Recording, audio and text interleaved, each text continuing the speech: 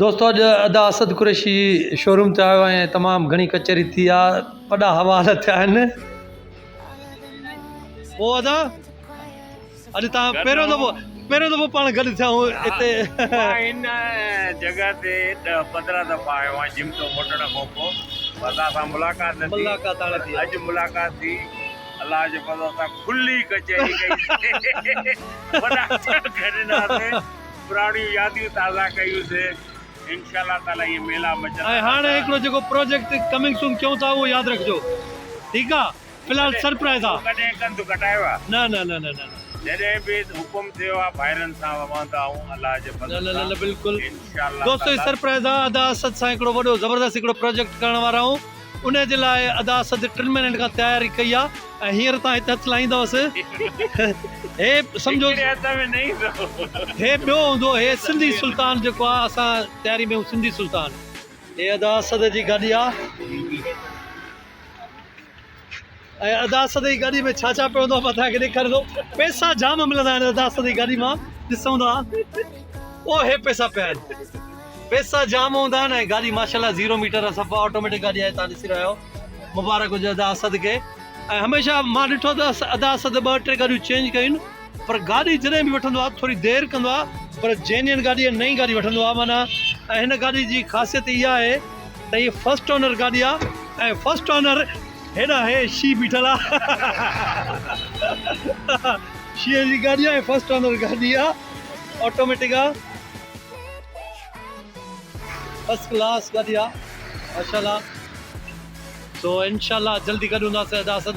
अल्लाह तव्हांखे सिहत ॾे, हयाती ॾे त गॾु जीअं रहंदासीं इंशाल्लाह। ओके, तेसि ताईं पाण अल्लाह हाफ़िज़ था कयूं।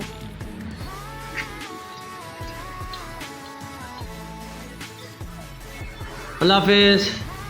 दोस्तों अॼु अदा असद सां ॾाढी ज़बरदस्त हिकिड़ी कचहरी थी हिकिड़े प्रोजेक्ट जे लाइ, जंहिंजो नालो आहे सिंधी सुल्तान। ऐं इंशाल्लाह उहो हिकिड़ो ज़बरदस्त धमाके सां प्रोजेक्ट थींदो, जंहिंजे लाइ 3 महीना अदा असद बॉडी फिटनेस जी तयारी कई आहे। ऐं हिकिड़ी हीअ फिल्म हूंदी, मतिलबु सिर्फ़ु सोशल मीडिया जे लाइ हीअ फिल्म हूंदी ऐं इंशाल्लाह गॾु हूंदासीं। तव्हां बि हथ भला दोस्तो, तव्हां पाण ॿुधायो, हे अदो मूंखे चए थो त मूंखे पंहिंजे फिल्म में या ड्रामे में विलन खण। हाणे तव्हां ॿुधायो, हे विलन सही थो लॻे या हे विलन सही थो लॻे? ये लगेगा। इहो फ़ैसिलो अवाम ते था छॾियूं, ऑडियंस ते था छॾियूं। मैसेज कजो दोस्तो त विलन चोटी वारो थो लॻे या टोपी वारो? चोटी वारो, टोपी वारो? भाई बाय कर दो। हाणे दोस्तो असां पंहिंजे ऑफिस में आया आहियूं। हे रऊफ़ सरंदी, अदा अहमद मेमन, ऐं हेॾां हे जेको तव्हां एक्शन में ॾिसो था सलीम जॉन चवंदा आहियूं असां हिनखे। ऐं मुंहिंजो उस्तादु आहे मुज़म्मिल साहिबु, हे असलम भुट्टो साहिबु, वाह वाह। एजाज़ बुढ़ो साहिबु तुंहिंजो आवाज़ु न ईंदो, असां बंदि करे छॾियो आहे तुंहिंजो आवाज़ु। हे दोस्त सभु वेठल आहिनि ऐं हमेशह ईंदा रहंदा आहिनि मुंहिंजा दोस्त हिते शोरूम ते ई। ऐं मूंखे ईअं फील थींदो आहे त ॼण मां सिंध TV जी उन ई चेयर ते वेठल आहियां। हाय इमरान, अॼु ख़ासि महिमान कहिड़ो आहे? अॼु ख़ासि महिमान जेको आहे असां वटि जेको आहे उहो मुंहिंजो उस्ताद बि आहे, प्रोड्यूसर बि आहे, मुज़म्मिल साहिबु।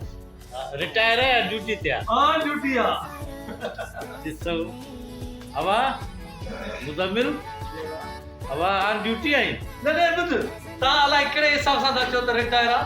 कहिड़े हिसाब सां रिटायर? उन मामले में तेज़ आहे।